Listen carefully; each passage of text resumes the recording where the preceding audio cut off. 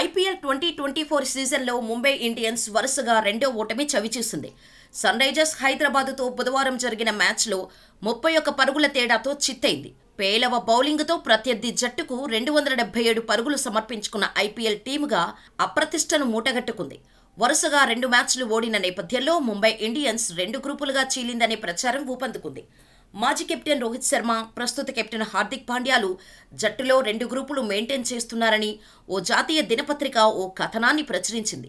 హార్దిక్ పాండ్యాను కెప్టెన్గా నియమించడాన్ని సహించలేని జస్ప్రీత్ బుమ్రా, సూర్యకుమార్ యాదవ్, తిలక్ వర్మ, రోహిత్ శర్మ గ్రూపులో ఉన్నారని, హార్దిక్ పాండ్యా వైపు ఇషాన్ కిషన్తో పాటు మరికొందరు ఆటగాళ్లు ఉన్నారని తెలిపింది. రోహిత్ శర్మ గ్రూప్ కెప్టెన్ హార్దిక్ పాండ్యాకు ఏమాత్రం సహకరించడం లేదని, తొలి 2 మ్యాచ్ల్లో వారి మధ్య ఉన్న విభేదాలు మైదానంలో స్పష్టంగా కనిపించాయని పేర్కొంది.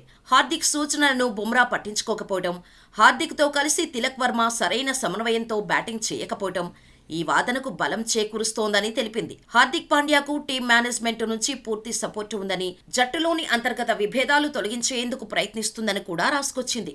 ఈ క్రమంలోనే హార్దిక్ పాండ్యా ఓ అడుగు వెనకేసి రోహిత్ శర్మ సలహాలు కోరుతున్నాడని, ఫీల్డ్ సెటప్ విషయంలోనూ రోహిత్ సలహాలు తీసుకుంటున్నాడని పేర్కొంది. మరోవైపు సోషల్ మీడియా వేదికగా హార్దిక్ పాండ్యాపై కొందరు అభిమానులు, మాజీ క్రికెటర్లు విపరీతంగా ద్వేషిస్తున్నారు.